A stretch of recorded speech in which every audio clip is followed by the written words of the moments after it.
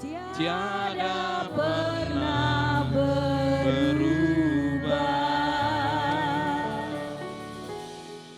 Bapa yang baik, terima kasih atas anugerah-Mu yang sempurna. Kami bersyukur Engkau adalah Allah yang sempurna bagi kami. Allah yang baik, Allah yang mengasihi kami, Allah yang tidak pernah meninggalkan kami, Allah yang sudah menyelamatkan kami, dan Engkau adalah Allah kami yang sejati. Bagi hari ini Bapa, kami percaya selama 1 minggu penuh, 6 hari lamanya, Engkau telah menyertai kami dengan kuat kuasa-Mu. Tiba saatnya pagi hari ini kami memberikan hati dan pikiran kami untuk dibentuk dengan kebenaran firman-Mu. Kami siap untuk belajar firman-Mu Bapa. Kami percaya kuasa Roh Kudus hadir di tempat ini. Roh Kudus akan membentuk hati dan pikiran kami agar kami memahami firman, agar kami bertumbuh rohani karena kami percaya Bapa. Semakin kami mengenal Kristus, semakin kami dibentuk sesuai dengan Injil itu sendiri. Terima kasih Bapak yang baik, kami siap untuk belajar firman-Mu. Di dalam nama Bapa, Putra, Roh Kudus yang siap belajar firman Tuhan sama-sama katakan. Amin. Silakan duduk saudara yang dikasihi Tuhan. Shalom. Apa kabar jemaat? Jemaat sehat semuanya, amin. Oke, saya percaya saudara adalah jemaat yang luar biasa, jemaat yang disayang Tuhan. Saudara semuanya diberkati Tuhan, amin. Saudara semuanya siap belajar firman Tuhan? Oke, kita mau belajar bersama-sama di pagi hari ini. Saya ingin lanjutkan kembali, tema yang sudah kita pelajari bulan lalu tentang penebusan dan manusia baru. Ya. Nah, bulan lalu kita sudah belajar bagaimana kita sebagai orang percaya dibentuk bersama-sama dengan orang percaya yang lain di dalam gereja lokal ini untuk bertumbuh. Nah, saudara di Efesus 4 ya, ayat 1 sampai 16, di situ jelas itu, saudara bisa baca. Kita sebagai orang percaya punya tanggung jawab keselamatan. Katakan bersama saya tanggung jawab keselamatan, 2, 3. Ada tanggung jawab keselamatan yang kita harus emban sebagai umat tebusan Allah. Tanggung jawab itu apa? Bertumbuh di dalam Injil. Nah saudara, kuasa penebusan Kristus itu membentuk kehidupan kita secara ajaib. Yuk PowerPoint selanjutnya yuk. Jadi kuasa penebusan Kristus itu yang pertama adalah membentuk kita, menebus kita dari segala dosa dan kesalahan. Katakan bersama saya, penebusan Kristus menebus saya dari segala dosa dan kesalahan. Saudara ditebus bukan untuk menjadi orang baik. Sekali lagi, saudara ditebus bukan untuk menjadi orang baik. Bukan cuma sekedar saya ditebus untuk sekedar menjadi orang yang baik. Tidak. Saudara ditebus untuk menjadi baru. Amin. Menjadi baru. Yang namanya barang baru dan barang lama itu kelihatan bedanya. Betul ya saudara ya? Tetapi kalau kita cuma berpikir saya ditebus untuk menjadi baik, orang dunia tanpa Yesus juga bisa berbuat baik. Nah penebusan itu membuat kita itu memiliki realitas kehidupan yang berbeda. Minggu lalu kita sudah belajar bahwa di dalam Yesus, Allah telah menaruh hukumnya di dalam diri kita, sehingga kita dimampukan untuk secara sukarela dan sukacita hidup taat kepada Allah. Jadi penebusan Yesus membawa hukum Allah, kekuatan Allah itu ada di dalam diri kita. Lebih lanjut lagi, penebusan Yesus membuat kita sebagai orang percaya itu menjadi milik Allah. Amin saudara. Saya percaya saudara semuanya punya barang pribadi yang tidak boleh saudara pegang. Dan saudara akan rawat barang pribadi itu. Nah sekarang bayangin saudara adalah milik Allah, milik pribadi Allah. Sudah pasti kalau saudara milik pribadi Allah, Allah pelihara saudara. Amin.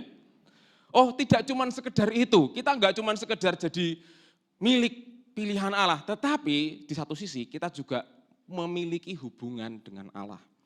Jadi ingat, Yesus sebagai Tuhan dan Juru Selamat, Dia sebagai Tuhan dan Juru Selamat. Kita tidak bisa pisahkan Yesus sebagai Tuhan saja, tetapi bukan Juru Selamat. Di saat yang sama, kita juga nggak bisa pisahkan Yesus sebagai Juru Selamat saja, tetapi kita tidak berpikir Yesus itu Tuhan. Ingat loh, Dia adalah Tuhan.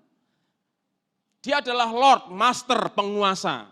Jadi karena kita ditebus, kita menjadi milik Allah, perhatikan, Allah punya hak dalam hidupmu. Allah punya hak dalam hidup saudara. Allah punya hak di dalam hidup kita. Hidup kita bukan milik kita lagi, tetapi milik Kristus. Amin. Penebusan Yesus membawa kita semuanya diampuni dosanya secara sempurna. Jadi pagi hari ini saudara adalah jemaat yang dosanya diampuni. Nah saudara, enggak cuma berhenti di situ ya. Penebusan Kristus juga mempersatukan kita sebagai orang percaya sebagai satu tubuh Kristus. Jadi bagi kita pagi hari ini ya, pertumbuhan rohani itu apabila saudara melibatkan diri di dalam interaksi komunitas gereja lokal. Ya, di mana gereja lokal saudara? Halo? Gereja lokal saudara di sini. Saudara tidak jadi jemaat yang pagi di sini, sore mangkal di mana gitu. Kita bertumbuh bersama-sama sampai maut memisahkan kita. Amin saudara. Saya ingin melihat saudara semuanya, anak cucu saudara diberkati Tuhan dan mengalami janji Tuhan. Dan memuliakan Tuhan. Makanya kita ini sebagai satu tubuh Kristus yang tidak bisa dicerai berikan oleh apapun. Nah, mengapa kita sebagai orang percaya harus melibatkan diri dalam interaksi di dalam gereja lokal? Karena Allah menghendaki kita untuk kita tidak menjadi bayi rohani terus. Yuk next PowerPoint. Nah bulan lalu kita sudah lihat ciri-cirinya ya. Bayi rohani itu egois, rentan, dan mudah tersesat. Katakan bersama saya, bayi rohani itu egois, rentan, mudah tersesat. Saudara tahu ya artinya egois ya. Egois itu isinya pusatnya diri sendiri. Mauku, wah ini mauku, ini menurut saya, ini hidupku, ini pendapatku. Pak Pendeta enggak boleh ikut campur hidup saya ke gereja kalau saya suka. Sekarang kalau dibalik, Tuhan berkati saya, lalu Tuhan bilang, saya berkati kamu kalau saya suka. Fair enggak? Langsung diem kan? Ini saya bicara bayi rohani, saudara bukan bayi rohani, tenang. Tenang ya, tenang. Bayi rohani itu rentan, bayi rohani itu tidak kuat menghadapi teguran. Kalau ditegur dengan firman, gak aman. Ngomongnya apa? Saya dihakimi, gak ada yang menghakimi, saudara tidak dihakimi. Saya tidak menghakimi saudara, firman tidak pernah menghakimi kita. Firman justru berkata di dalam Yesus tidak ada penghukuman.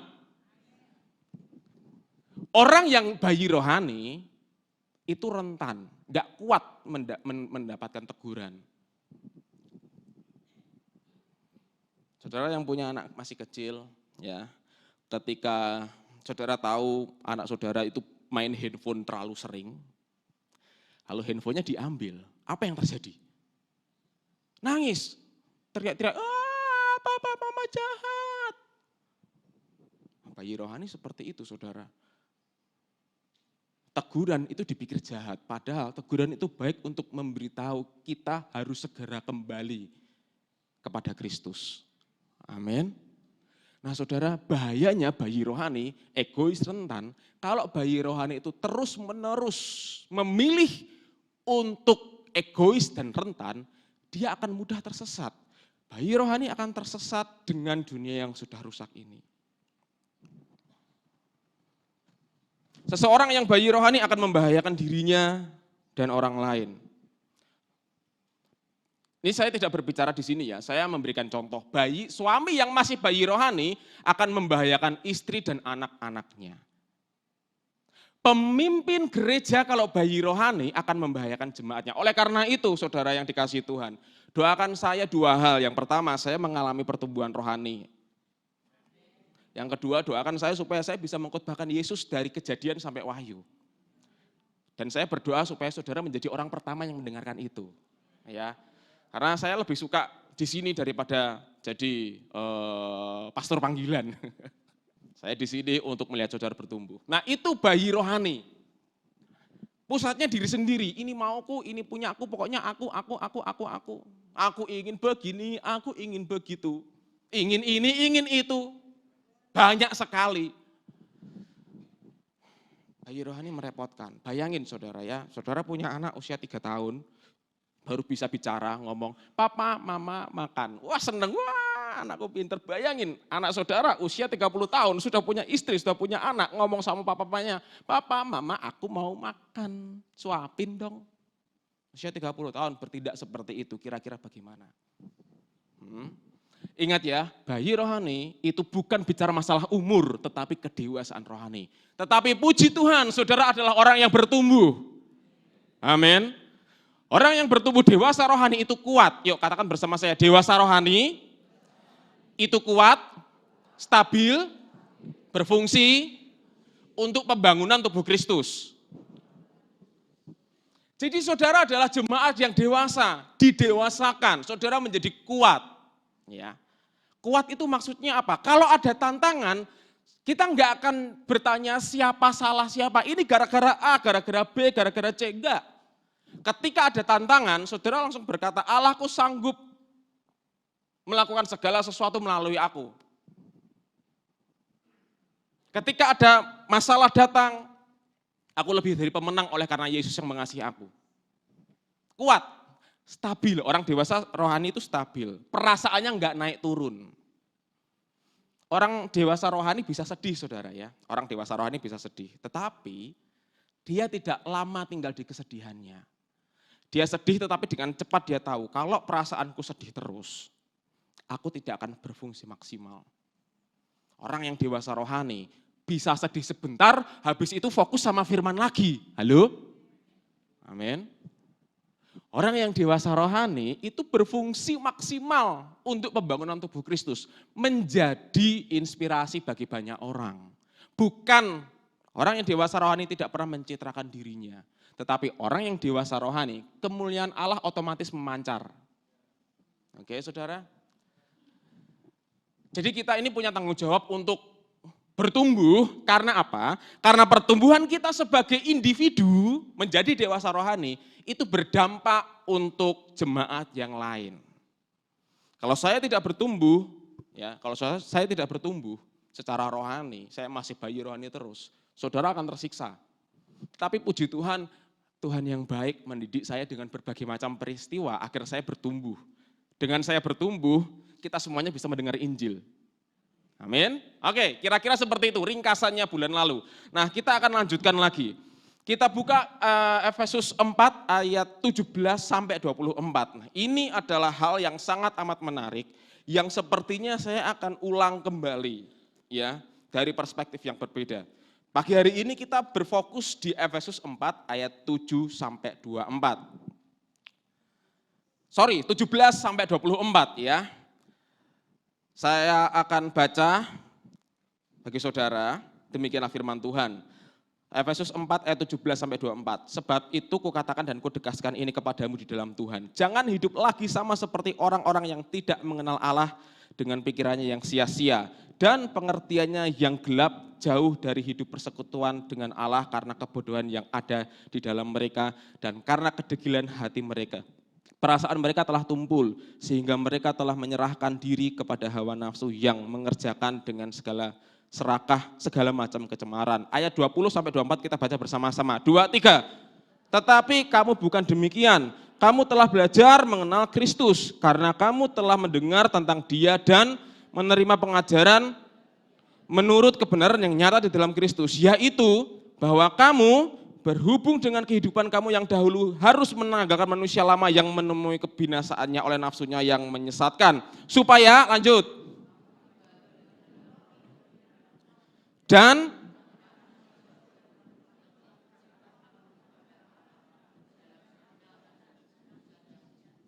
oke, sekarang saudara kita lari ke ayat 20. Kamunya diganti saya ya saudara ya. Ayat 20 perhatikan baik-baik. Mari kita baca ulang, kamunya ganti saya. 2, 3. Tetapi saya telah belajar mengenal saudara bukan demikian. Saudara bukan seperti orang-orang dunia yang tidak mengenal Kristus. Ya. Nah, saya akan bahas saudara ya, ayat per ayat supaya kita ngerti bahayanya orang yang tidak mengenal Kristus. Kita akan lihat di sini ayat ke-17. Coba kita lihat ke-17. Paulus bilang, Jangan hidup lagi sama seperti orang-orang yang tidak mengenal Allah dengan pikirannya yang sia-sia. Maksudnya apa ini? Next. Yuk, next.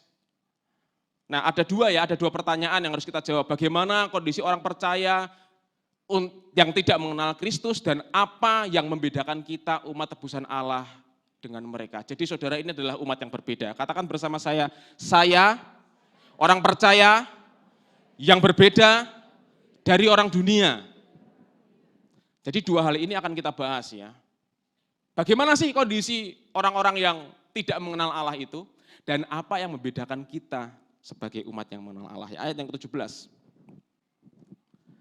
Paulus di dalam ayat ke-17 menegaskan bahwa orang-orang dunia mengejar kepuasan abadi dengan usaha keras yang sejatinya adalah kosong. Selain itu Paulus juga menjelaskan bahwa orang dunia tidak mengenal Allah sehingga pemikirannya sia-sia, pengertiannya menjadi gelap dan kehilangan realitas yang sejati yaitu hubungan yang intim dengan Allah. Ya, saudara perhatikan. Orang yang mengejar kepuasan abadi dengan usaha keras yang sejatinya kosong. Seperti itu orang dunia. Jadi orang dunia yang tidak mengenal Yesus sebagai Tuhan dan Juru Selamat, pengejarannya itu kosong. Mereka selalu berpikir bahwa dunia ini harus aku taklukkan. Woy. Dunia ini harus aku kuasai dengan sedemikian rupa. Orang dunia mengagung-agungkan uang, karena dengan uang saya bisa beli semuanya. Orang dunia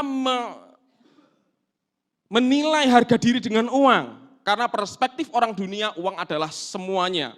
Segala sesuatu saya bisa dapatkan dengan uang. Itu orang dunia. Tidakkah kita sudah belajar, saudara, kehidupan di Indonesia ini menegaskan bahwa karena cinta akan uang itu membuat banyak orang mengalami masalah. Setuju, saudara? Halo? Karena cinta akan uang, banyak orang mengalami masalah. Banyak orang mempermalukan dirinya sendiri dan banyak orang membuat orang lain susah karena cinta uang. Saudara mau bukti? Oke, kasus Pertamini. Berapa miliar, berapa triliun korupsinya? Ada yang tahu? Kasus Pertamini, 965 triliun. Karena keserakahan beberapa oknum, satu bangsa mengalami kerugian sebanyak hampir 1 kuadriliun. Bayangin, itu uangnya segede apa?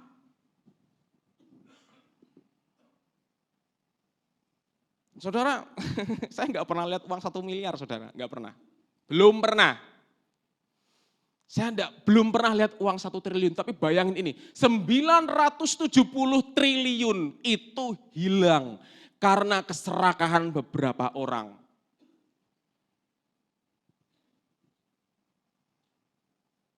Kalau saya punya uang, saya bisa beli ini, beli itu. Saya bisa kuasai ini, saya bisa kendalikan itu. Wah. Tetapi saudara bukan demikian. Diam aja. Tetapi saudara bukan demikian. Saudara sudah mengenal Kristus.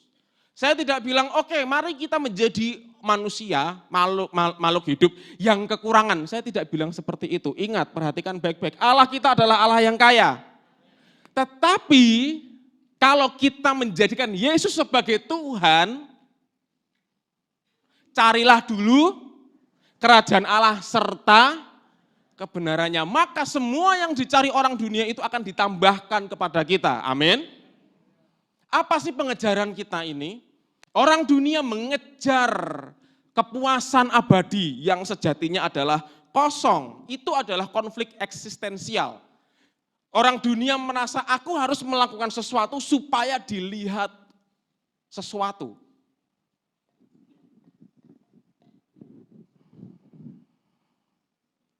Orang dunia juga mengagung-agungkan kesenangan seksual, saudara. Ya, kita sudah melihatlah kasus apa yang sedang terjadi oleh salah satu politisi. Tapi saya tidak mau pakai contoh itu. Saya mau pakai contoh yang ada di dalam Alkitab. Saudara mengerti Salomo ya, 1 Raja-Raja 11 ayat 3-4. Salomo adalah seseorang yang memiliki 700 istri dan 300 gundik. Berarti totalnya berapa? 1000. Perhatikan baik-baik. Salomo adalah impian semua pria. Salomo bisa melakukan apapun. Dengan kuasa yang Salomo miliki, dengan apa yang Salomo punyai, Salomo bisa melakukan apapun yang ada di dalam pikirannya. Setuju saudara? Setuju tidak ini nih? Salomo ini banyak uang, banyak harta, punya tahta, dan punya wanita. Dia bisa melakukan apapun, benar-benar apapun. Tetapi kita pengkhotbah, ya. Salomo berkata, di bawah kolong langit ini semuanya sia-sia. Salomo berbicara, menegaskan bahwa istri yang aku punyai, semua fantasi terliarku di bawah kolong langit ini sia-sia. Saudara, kalau misalnya ada orang tidak punya apa-apa, perhatikan baik-baik. Orang tidak punya apa-apa, itu bilang semuanya sia-sia. Kita pasti akan remehkan hal itu, betul? Tetapi ini adalah seseorang yang di dalam sejarah tercatat memiliki kekayaan sedemikian rupa, memiliki apapun yang dia punya. Tetapi dia dengan tegas di akhir hidupnya, apa yang aku miliki, istri-istri yang aku miliki, uang yang aku miliki, semuanya sia-sia. Saudara tahu kenapa? Karena hatinya tidak dipenuhi dengan Allah. Ini contoh di Alkitab. Orang dunia hatinya tidak dipenuhi dengan Allah. Hati yang tidak dipenuhi dengan Allah akan membuat pengertiannya kosong.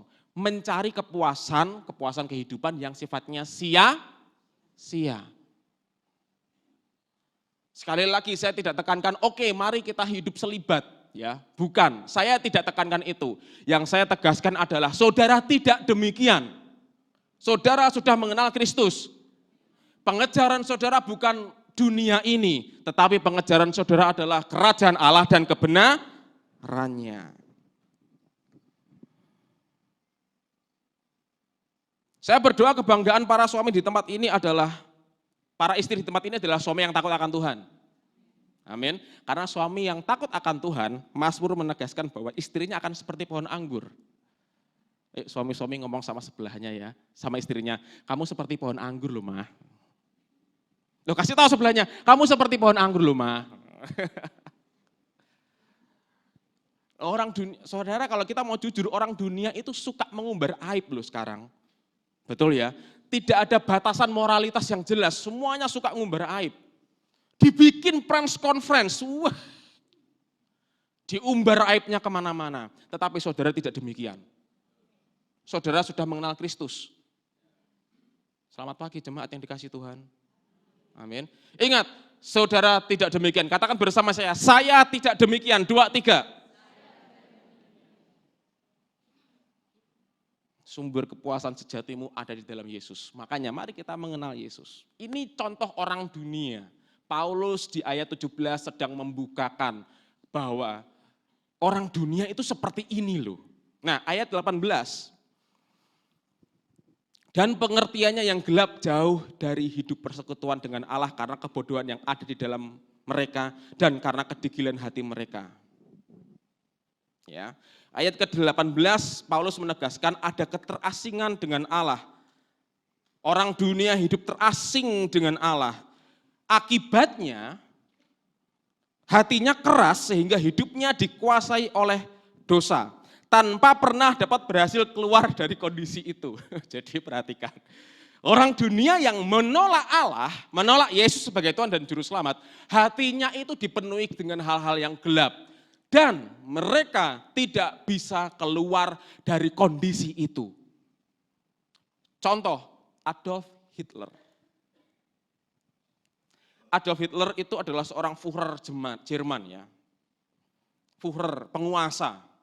Saudara tahu Adolf Hitler semasa kecil, dia dibesarkan di lingkungan Katolik yang kuat. Jadi religiusitas Adolf Hitler ketika kecil itu kuat sekali. Tetapi sesuatu mengubah dirinya ketika dia mulai dewasa. Dia menolak iman Kristen, dia membuang keyakinannya, dia melupakan bahwa aku ternyata dibesarkan di lingkungan Katolik. Apa yang terjadi? Apa yang terjadi dengan Adolf Hitler? Dia bertanggung jawab membunuh 6 juta. 6 juta saudara, bukan 6 orang.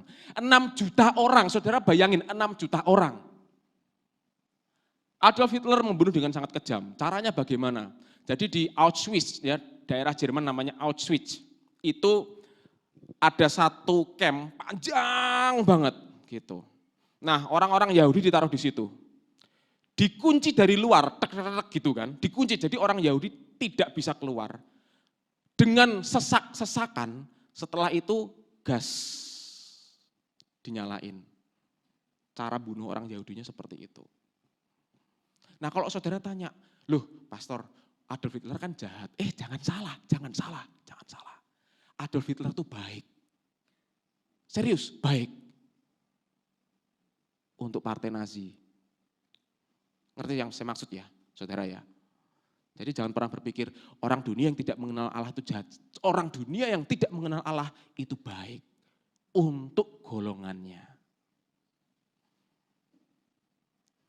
Selamat pagi jemaat yang dikasihi Tuhan. Jangan kaget. Saudara kita tahu ya, pemimpin PKI itu namanya siapa? DN Aidit. Jangan pikir DN Aidit itu tidak baik. DN Aidit itu orang baik untuk partai PKI. Nah sekarang saya mau nanya saudara, standar baik kita itu apa? Halo?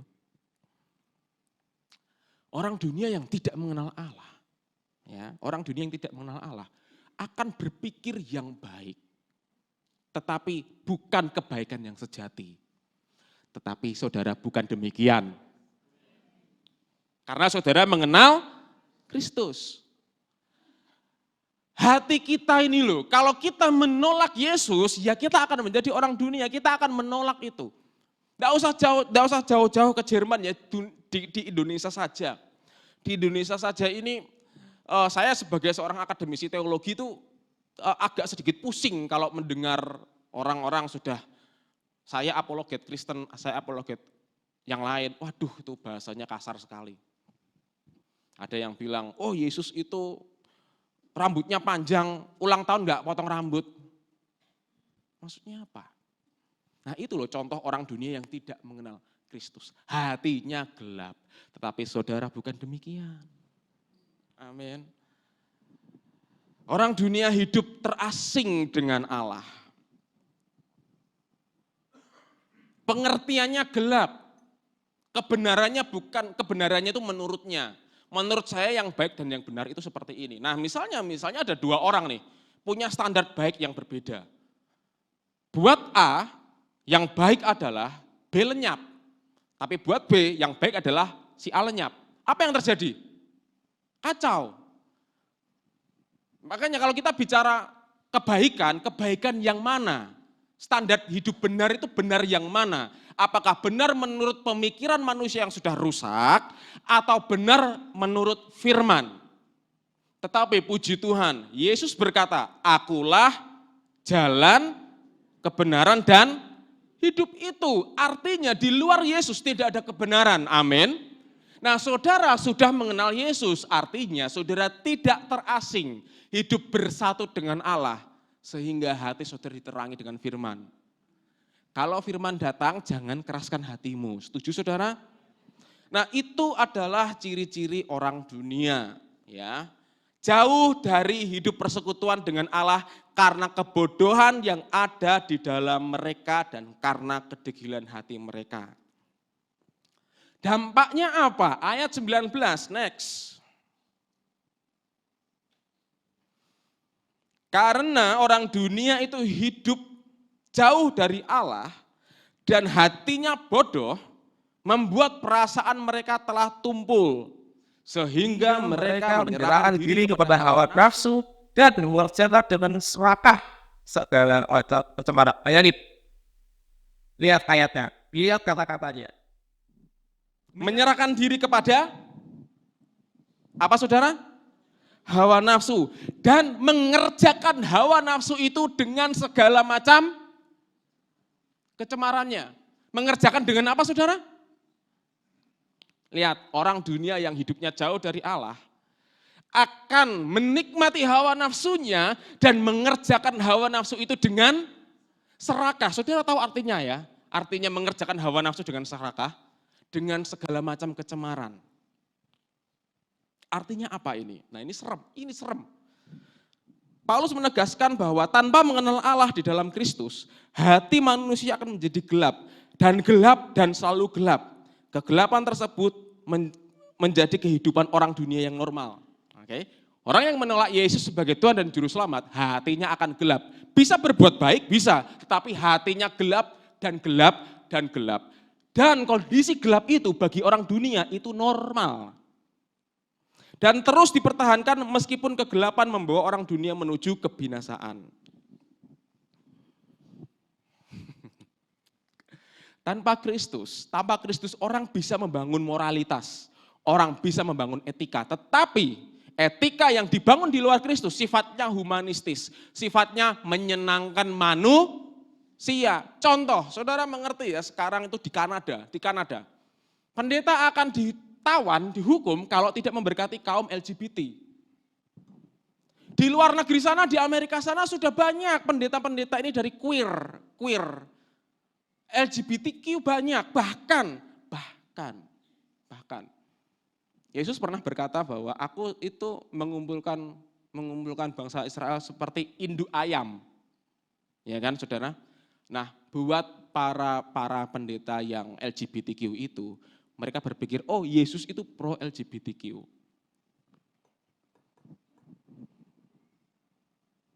Sekarang saudara, kita prihatin enggak? Sekarang kalau kita mau renungkan baik-baik, kita prihatin enggak dengan kondisi seperti itu? Halo? Orang dunia akan melegalkan segala sesuatu, bayangin, melegalkan segala sesuatu menurut apa yang mereka anggap baik. Ya, menurut apa yang mereka anggap baik. Ya contoh tadi itu. Oh enggak apa-apa, Allah itu maha kasih. Enggak apa-apa, Allah maha kasih. Kamu diciptakan segambar dan serupa dengan Allah yang pro LGBTQ itu argumennya. Tapi saudara tidak demikian. Amin. Nah saudara, orang-orang dunia seperti itu, perhatikan baik-baik, orang-orang dunia seperti itu menolak kebenaran sejati. Ingat, Yesus berkata, akulah jalan kebenaran dan hidup. Yang artinya Yesus adalah kebenaran sejati itu, amin. Orang dunia menolak kebenaran sejati, hatinya gelap. Sehingga orang dunia akan memakai apapun untuk melegalkan apa yang menurutnya baik. Ingat ya saudara, apa yang menurut manusia baik itu belum tentu benar di hadapan siapa? Tuhan.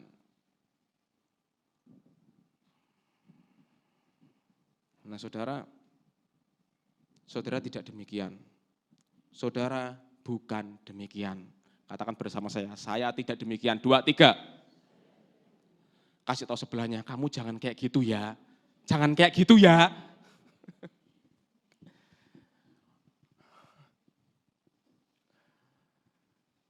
Saya ini ketika saya baca pelan-pelan ayat itu, ini serem sekali loh saudara lo ya. Kondisi gelap manusia itu dianggap normal. Tetapi pagi hari ini, saya bersyukur sekali di dalam Yesus, saudara bukan orang dunia. Karena saudara mengenal siapa? Yesus. Mari kita mengenal Yesus. Ayat 20-21. Ya.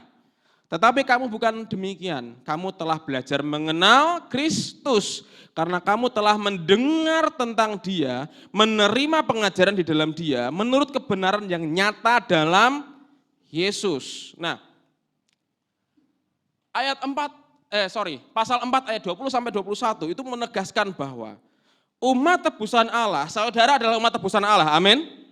Telah mengenal Yesus Kristus. Dan saya berdoa mari kita sama-sama mengenal Yesus. Supaya kita tidak rusak seperti orang dunia ini. supaya kita tidak nyaman di dalam dosa. Mari kita mengenal Kristus supaya kita tidak nyaman di dalam dosa. Amin. Saudara, orang yang tidak, kadang-kadang begini ya, ini saya berdoa supaya ini menggelitik hati kita. Orang yang tidak mengenal Yesus, ya, hidup dari dirinya sendiri, apa yang dia pikir benar. Dan kondisi itu adalah kondisi yang gelap. Dan orang dunia tidak bisa keluar dari kegelapan kondisi itu. Tetapi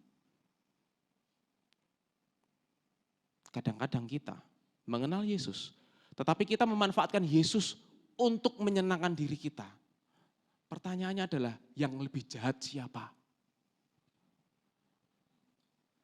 Saya harap ini mengusik diri saudara.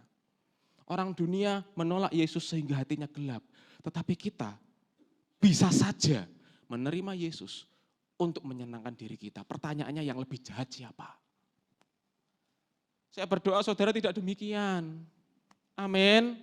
Kita mengenal Yesus dengan benar. Mengenal Yesus artinya mengenal Dia sebagai Tuhan dan Juru Selamat. Yesus sebagai Tuhan, Yesus sebagai Juru Selamat, Yesus sebagai sahabat. Jadi ketika kita menyadari hidup kita ini adalah anugerah Tuhan, kita enggak akan main-main.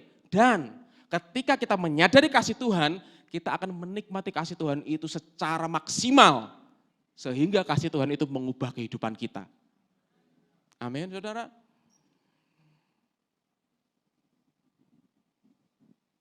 Mari makanya ya kita mengenal Yesus. Ayat di dalam Efesus 4 ayat 20 sampai 21. Perhatikan baik-baik. Ayat 21. Kamu telah mendengar tentang Yesus, menerima pengajaran di dalam Yesus menurut apa saudara? Menurut saya sendiri. Yuk baca bersama-sama. Menurut kebenaran yang nyata dalam Yesus. Jadi kita mengenal Yesus dengan benar. Katakan bersama saya mau mengenal Yesus dengan benar. Nah, mengenal Yesus dengan benar itu maksudnya apa? Paulus menyatakan bahwa belajar tentang Kristus itu berarti Yesus adalah inti dan isi dari apa yang orang percaya harus pelajari. Mempelajari Kristus berarti menyembah Yesus sebagai pribadi yang hidup dan dibentuk oleh pengajaran akan Kristus. Kita adalah orang-orang yang berbeda dari orang dunia. Kita dikuduskan, katakan bersama saya dikuduskan di dalam Yesus. 2, 3. Nah, arti dikuduskan itu dipisah, ya, dipisahkan.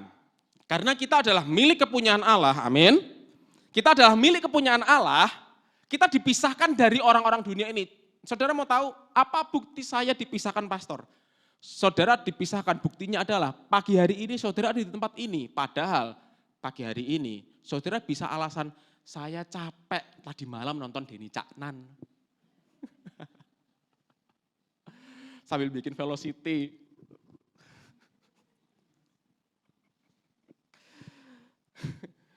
Tapi saudara pagi hari ini sadar, saudara adalah umat yang dikuduskan Allah. Makanya saudara datang. Ketika kita datang, mari kita belajar Yesus. Yesus yang apa? Yesus yang adalah Allah sejati, yang berinkarnasi menjadi manusia atas nama kita semuanya. Yesus yang menanggung dosaku dan dosamu. Amin. Yesus yang membuat kita bisa menang atas dosa.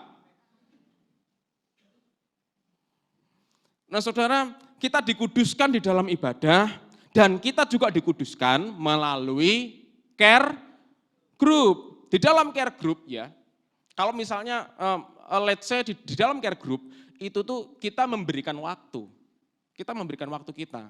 Mungkin bagi saudara, aku care group pulang kerja capek repot-repot amat, care group enak di rumah, selonjoran, nonton TV. Tetapi kita sebagai orang yang bertumbuh, kita memilih oke, aku care group karena aku care group mengenal Yesus sehingga hidupku berbeda. Itulah saudara semuanya. Nah di dalam care group kita juga mengenal Yesus. Di dalam care group kita perjamuan kudus dan kita saling mendoakan. Nah dampak kita mengenal Yesus dengan benar adalah kita memahami bahwa Yesus adalah pemilik hidup kita. Ingat, hidup kita bukan milik kita lagi. Hidup kita adalah milik Yesus, saudara. Amin. Saudara, kita harus pahami loh, Yesus sebagai Tuhan dan Juru Selamat. Perhatikan baik-baik. Dia adalah Tuhan dan Juru Selamat. Di satu sisi dia menyelamatkan saudara, di satu sisi dia adalah pemilik hidup saudara. Jangan berpikir, mari kita jangan berpikir, makanya ya pagi hari ini minta Roh Kudus terangi hatiku, terangi pikiranku supaya aku mengenal Yesus dengan benar. Ingat, Yesus bukan raja yang kejam. Halo, Yesus bukan raja yang kejam, dia adalah raja yang mengasihi kita. Tetapi ingat, dia adalah raja yang mengasihi kita. Jadi kita punya sikap hormat. Amin, saudara. Saudara, kalau saudara misalnya ada undangan di telepon dari sekretariat negara, halo Bapak besok ketemu sama Presiden ya jam 7 pagi. Saudara akan siap-siap jam 4 pagi pasti, betul? Halo? Loh, betul enggak? Betul ya. Saudara, 6:30 kita bertemu dengan raja di atas segala raja. Berarti logikanya kita datang jam berapa? Jam 7:30, salah. Ingat, Yesus adalah Tuhan dan Juru Selamat. Oh, saya percaya saudara ini orang-orang yang belajar untuk memahami bahwa Yesus adalah Tuhan dan Juru Selamat. Sehingga minggu depan kalau datang on time. Amin. Ini tidak ada insya Allah ya saudara ya. Amin. Saudara juga sadar, oh Yesus itu sebagai Tuhan dan Juru Selamat. Penguasa hidupku tetapi yang merawat hidupku juga. Hidup kita bukan milik kita lagi, milik Yesus saudara.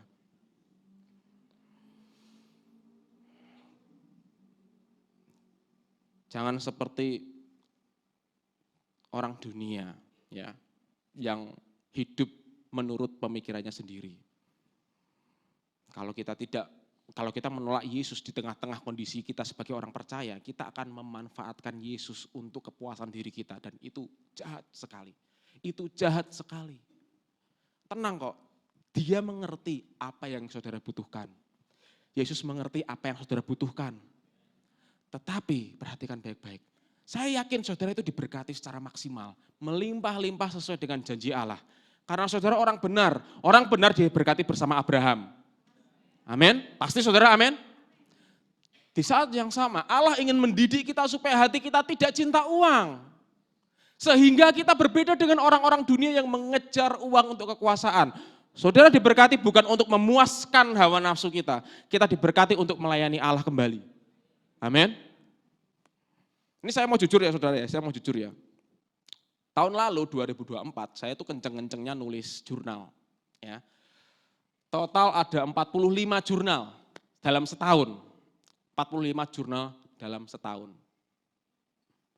Nah saudara, kali saja sendiri. Kalau misalnya satu jurnal biaya penerbitannya 500.000, kali 45 berapa?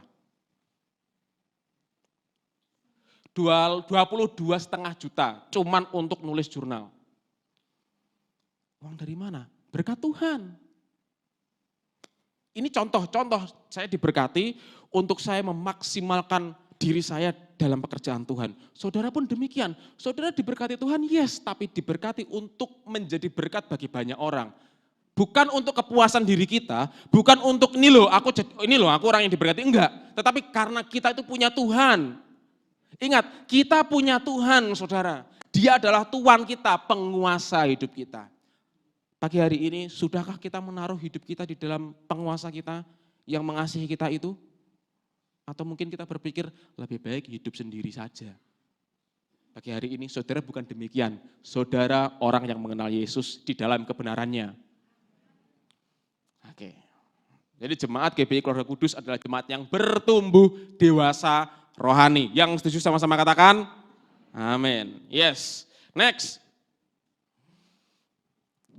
Ayat 22 sampai 24. yaitu bahwa kamu berhubung dengan kehidupan kamu yang dahulu harus menanggalkan manusia lama yang menemui kebinasaannya oleh nafsunya yang menyesatkan, supaya kamu dibaharui di dalam roh dan pikiranmu dan mengenakan manusia baru yang diciptakan menurut kehendak Allah di dalam kebenaran dan kekudusan yang sesungguhnya. Ini luar biasa. Paulus berkata, kamu yang dahulu adalah orang dunia, sekarang diselamatkan untuk menjadi milik Allah. Saudara dahulu adalah orang-orang binasa, tidak beda jauh sama Adolf Hitler. Mungkin saudara berkata, saya tidak membunuh 6 juta orang. Betul, saudara tidak membunuh 6 juta orang seperti Adolf Hitler. Tetapi hidup menurut diri sendiri di hadapan Allah itu dosa. Dosa adalah dosa. Halo? Jangan pernah berpikir ada dosa besar, ada dosa kecil. Perhatikan baik-baik. Dosa mementingkan diri sendiri, hidup dari diri sendiri, itu tidak jauh beratnya sama dosa LGBTQ. Tetapi Alkitab juga menegaskan bahwa Roma 3 ayat 23, apa itu? Kamu sudah jatuh di dalam dosa dan kamu kehilangan kemuliaan Allah. Itu memang kondisi kita. Tetapi karena Allah itu baik, Allah menyelamatkan kita dari dosa agar kita hidup bagi Allah. Saat ini saudara hidup bagi Allah, saudara adalah umat yang sudah diselamatkan. Nah, karena saudara sudah diselamatkan, maka kita punya tugas. Ya, kita menanggalkan manusia lama, ya, kebiasaan lama masih ada, tidak bisa dihindari. Tapi, namun cara meninggalkan manusia lama yang terbaik ialah menaruh iman di dalam Yesus Kristus. Meskipun hati manusia masih akan menyesuaikan diri dengan realitas kehidupan yang baru di dalam Kristus, dengan menanggalkan pengaruh diri yang lama, orang percaya telah memiliki identitas dan kuasa sebagai ciptaan baru di dalam Yesus. Saudara sudah memiliki kuasa dan identitas sebagai ciptaan baru di dalam Yesus. Nah, ini berbicara masalah pertumbuhan rohani, ya. Ingat, kita nggak bisa simsalabim abrakadabra langsung jadi berubah 100%, nggak bisa. Itu hanya bisa dilakukan oleh Satria Baja Hitam dan Ultraman dan Power Rangers dan teman-temannya. Kita berproses terus agar rupa Kristus itu makin nyata. Amin, saudara. Nah, penting bagi kita untuk kita ini menanggalkan manusia lama, ya. Bapak Gembala selalu menegaskan bahwa kita adalah manusia rohani, ya, punya jiwa dan tinggal di dalam tubuh. Perhatikan baik-baik. Di dalam Yesus kita adalah manusia rohani yang sama seperti Kristus. Amin. Tetapi kita punya pikiran dan perasaan, unsur jiwa yang harus tunduk dengan firman. Amin. Di saat yang sama kita juga punya tubuh yang sudah rusak dan harus tunduk oleh firman. Amin, saudara. Cara menanggalkan manusia lama kita ini bagaimana? Caranya adalah cuma satu, menaruh iman di dalam Yesus. Menaruh iman di dalam Yesus itu artinya apa? Mempercayai kuasanya. Di tengah-tengah kelemahan kita, ya, di tengah kelemahan-kelemahan kita mempercayai kuasanya bekerja. Yesus sumber kesabaran kita, amin saudara. Yesus sumber ketaatan kita. Di dalam kehidupan kita ketika kita semakin merenungkan, makanya ini sejalan saudara. Semakin kita mengenal Yesus di dalam kebenarannya, Roh Kudus akan membentuk kehidupan kita, hati dan pikiran kita untuk memahami bahwa hidup kita bukan milik kita lagi. Tetapi di saat yang sama, Roh Kudus akan membuat kita paham bahwa kita membutuhkan kuasa. Di saat yang sama juga kita sudah diberi kuasa, sehingga kuasa itu akan memampukan kita untuk hidup benar. Nah saudara, di dalam kehidupan kita, seringkali kita ini berupaya, perhatikan, kita ini berupaya untuk melawan kelemahan kita. Let's say saudara adalah orang yang tidak sabar dan temperamen. Ya. Saudara adalah orang yang tidak sabar dan temperamen. Saudara mencoba untuk menahan-nahan amarah ketika situasi dan kondisi tidak baik-baik saja. Saudara mencoba untuk sabar, tenang. Tarik nafas, hembusin. Tarik nafas, tahan 3 minggu, hembusin. Tetapi ketika saudara semakin mengenal Kristus, perhatikan. Saudara semakin mengenal Kristus di dalam kebenarannya. Saudara menjadi dewasa rohani. Saat kita menghadapi masalah yang membuat kita jengkel, entah kenapa tiba-tiba ada ketenangan yang mengalir di dalam hati kita. Sehingga kita tidak marah-marah. Amin. Itu terjadi karena kita menaruh iman di dalam siapa? Yesus. Nah, bagaimana kita bisa menaruh iman di dalam Yesus kalau kita tidak datang ibadah? Ingat loh, iman timbul dari pendengaran akan firman Kristus. Lah gimana kita mau mengenal Yesus kalau kita tidak datang ibadah? Gimana kita mau mengenal Yesus kalau kita tidak ikut care group? Mengerti saudara? Amin. Jadi pagi hari ini proses pembelajaran yang kita lalui bersama. Kita adalah umat percaya yang sudah dilepaskan dari manusia lama kita. Dan saat kita menyadari bahwa identitas kita adalah ciptaan baru di dalam Kristus, maka kita akan disanggupkan untuk hidup bagi Dia. Saudara disanggupkan untuk menang atas pergumulan saudara. Ingat, orang beriman masuk tempat perhentian. Masalah tetap ada. Nah, seringkali kita salah berpikir ya. Kalau saya menaruh hidup saya di dalam Tuhan, berarti saya nggak ada masalah dong. Enggak gitu. Perhatikan baik-baik. Masalah itu harus ada. Kenapa masalah itu harus ada? Untuk membuktikan bahwa Dia adalah Allah yang berkuasa atas masalah saudara. Amin. Saudara tahu cerita Sadrah, Mesakh, dan Abednego ya? Tahu ya? Sadrah, Mesakh, dan Abednego adalah sahabat yang seperti kepompong. Kemana-mana bareng-bareng. Mereka dihukum juga bareng-bareng. Tetapi apa yang terjadi? Sadrah, Mesakh, dan Abednego, dia tidak lari dari dapur api. Dia tidak lari, dia masuk ke dapur api itu. Justru saat mereka masuk ke dapur api, disitulah kuasa Tuhan dinyatakan. Pagi hari ini, jangan takut menghadapi masalahmu. Halo? Masukin saja. Percayalah bahwa Tuhan bekerja. Dan Tuhan akan membuat saudara menang atas masalah itu. Karena saudara memang sudah dimenangkan di dalam Yesus. Karena saudara sudah menang gitu loh. Jadi identitas kita tuh sudah menang. Lah gimana kita mau tahu kita menang kalau kita nggak masuk masalah? Ya. Tapi ingat ya, saya tidak bilang oke, kita adalah umat pemenang. Oleh karena itu mari kita buat masalah. Enggak. Jangan salah ya. Dunia ini banyak masalah, tantangan, masuki, hadapi. Bersama Yesus kita pasti bisa, kita pasti menang. Jangan takut, itu kita mengenal Yesus. Kita mengaplikasikan apa yang kita pelajari dalam kehidupan kita masing-masing. Dan saudara, karena saudara mengenal Yesus, saudara adalah ciptaan baru. Katakan bersama saya adalah ciptaan baru. Kasih tahu sebelahnya pelan-pelan, kamu ciptaan baru juga loh.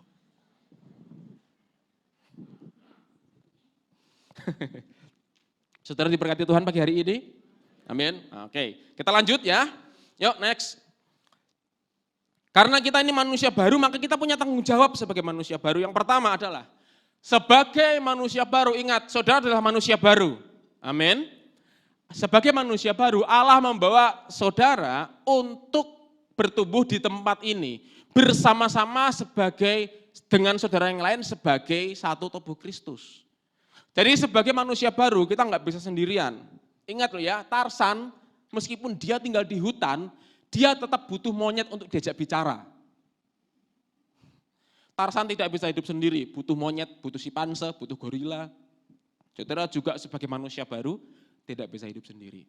Nah justru kita akan berbahagia saat kita melihat sebelah kita berubah karena Kristus. Halo, amin, amin saudara, amin saudara. Bukankah hal yang membahagiakan kalau suami melihat istrinya berubah karena Kristus? Halo? Begitu juga sebaliknya, istri akan berbahagia ketika suami berubah karena Kristus. Ini suami istri dibantu, diem-diem baik.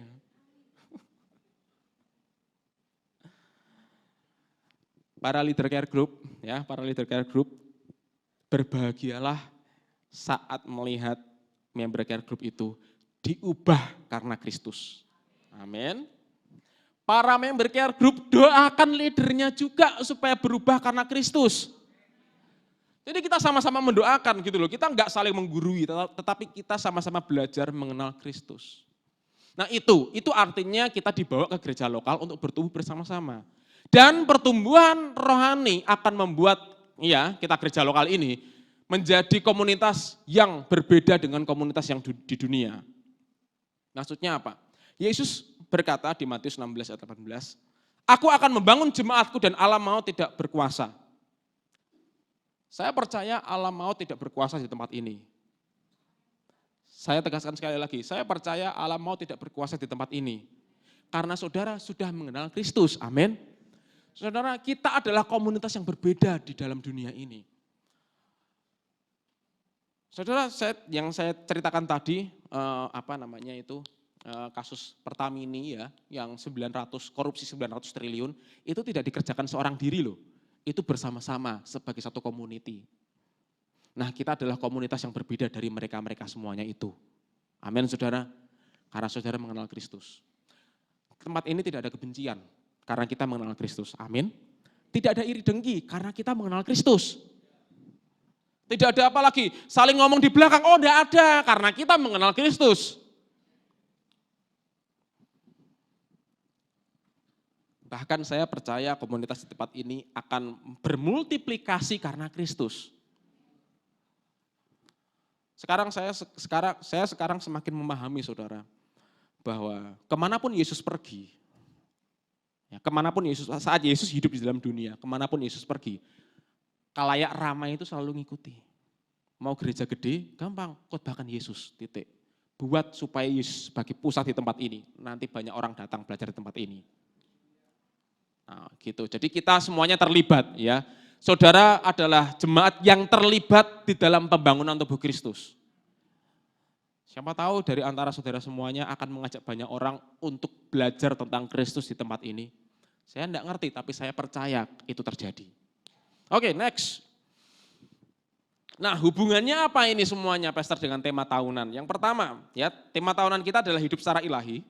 Jadi, kita hidup secara ilahi karena kita mendengar tentang Kristus, belajar tentang Kristus, percaya kepada Kristus dan hidup oleh Kristus. Ikuti kata saya, mendengar tentang Kristus, belajar tentang Kristus, percaya kepada Kristus, hidup oleh Kristus. Nah, 4 hal ini itu akan dimampukan untuk hidup secara ilahi.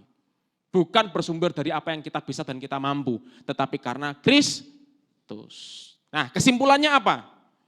Kesimpulannya adalah, yuk next yuk. Saya dan saudara adalah umat Allah yang berbeda dari orang dunia. Amin. Saya dan saudara adalah orang-orang yang berbeda dengan umat dunia.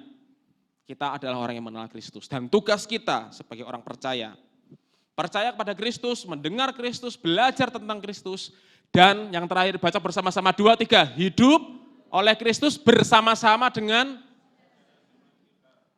ya kasih tahu sebelahnya, kamu saudara seimanku loh, kasih tahu sebelahnya. Jadi kita akan bertumbuh bersama-sama sebagai satu tubuh Kristus, amin saudara? Oke, pagi hari ini saya ingin membacakan kesaksian bagi saudara, ada kesaksian yang masuk. Saya berdoa supaya akan muncul banyak kesaksian-kesaksian yang luar biasa yang saya senang sekali membacakan kesaksian saudara karena kesaksian itu membuktikan bahwa Allah itu hidup. Kesaksiannya demikian.